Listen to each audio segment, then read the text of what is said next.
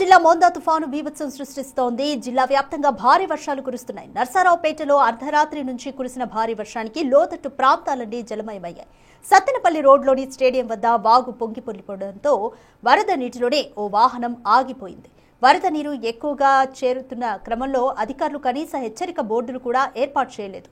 ఆ వరద నీటిలోనే సుమారు అరగంట పాటు వాహనం ఆగిపోయినా అధికారులు చూసి చూడనట్లుగా వ్యవహరిస్తున్న తీరుపై స్థానికులు ఆగ్రహం వ్యక్తం చేస్తున్నారు. ఆ వాహనాన్ని స్థానికుల సహాయంతో బయటకు తీసుకొచ్చారు.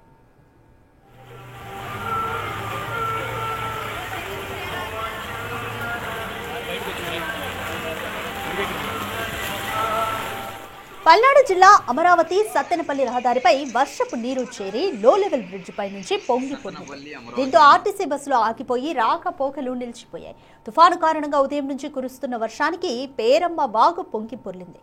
ప్రయాణికులు తమ ప్రయాణాలను వాయిదా వేసుకోవాలని, ఇళ్లకే పరిమితంగా ఉండాలని అధికారులు సూచిస్తున్నారు.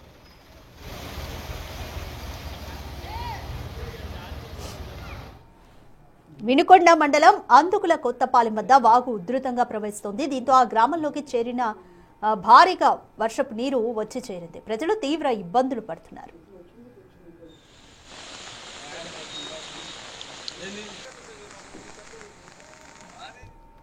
పల్నాడు జిల్లా చిలకలూరిపేటలో భారీ వర్షానికి సంజీవ్ నగర్ కాలనీ మునిగింది. కాలనీ వాసులు ఇళ్ల నుంచి బయటకు రావాలంటేనే భయపడుతున్నారు. రాత్రి కురిసిన వర్షానికి పలు వీధులు, బజార్లు నీట మునిగాయి. ఎక్కడ విషపురుగులు వస్తాయేమో అన్న భయంతో కాలనీ వాసులు భయభ్రాంతులకు గురవుతున్నారు. కాలనీలో వరద నీటిని బయటకు పంపేందుకు తీవ్ర ఇబ్బందులు పడుతున్నారు. ఇంతవరకు అధికారులు పట్టించుకోకపోవడంతో స్థానికులు ఆగ్రహం వ్యక్తం చేస్తున్నారు. పల్నాడు జిల్లాలో బలమైన గాలులు వీయడంతో కారంపూడిలో ఓ భారీ చింత చెట్టు రహదారిపై విరిగిపడింది. దీంతో పక్కనే ఉన్న ఎలక్ట్రిక్ స్తంభం కుప్పకూలింది. దీంతో విద్యుత్ సరఫరాకు తీవ్ర అంతరాయం ఏర్పడింది. చుట్టుపక్కల ప్రాంతాల ప్రజలు భయభ్రాంతులకు గురయ్యారు. అంతేకాకుండా విద్యుత్ వైర్లు తెగి కొన్ని షాపులపై పడడంతో వ్యాపారులు భయాందోళనకు గురవుతున్నారు. అధికారులు వెంటనే స్పందించి రహదారిపై పడిన చెట్టు, విద్యుత్ స్తంభాన్ని తొలగించాలని స్థానికులు కోరుతున్నారు. Sattenapalli Amaravati main road.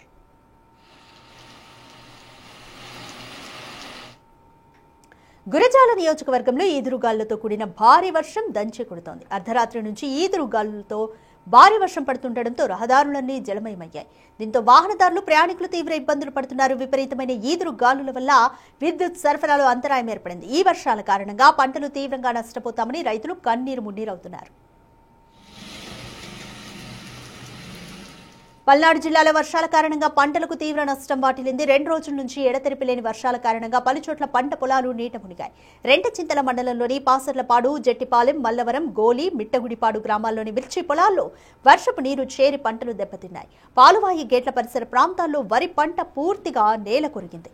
పత్తికాయలు కుళ్లిపోయాయని రైతులు ఆవేదన వ్యక్తం చేస్తున్నారు. పాలువాయి, పిల్లివాగు, పాసర్లపాడు, గోలి సమీపంలోని వాగుల వద్ద రెవెన్యూ సిబ్బంది కాపలా ఏర్పాటు చేశారు. సత్రసాల వద్ద కృష్ణానదిని ఆర్డబ్ల్యూఎస్ ఏఈ వెంకటేష్ మరియు ఈఓఆర్డి బాబానాయక్ ప్రత్యక్షంగా పరిశీలించారు. మత్స్యకారులు చేపల వేటకు వెళ్లొద్దని హెచ్చరించారు. అత్యవసర పరిస్థితుల్ని దృష్టిలో ఉంచుకుని రెంటచింతల వైఆర్ఎస్ ఉన్నత పాఠశాలలో పునరావాస కేంద్రం ఏర్పాటు చేసినట్లుగా అధికారులు తెలిపారు.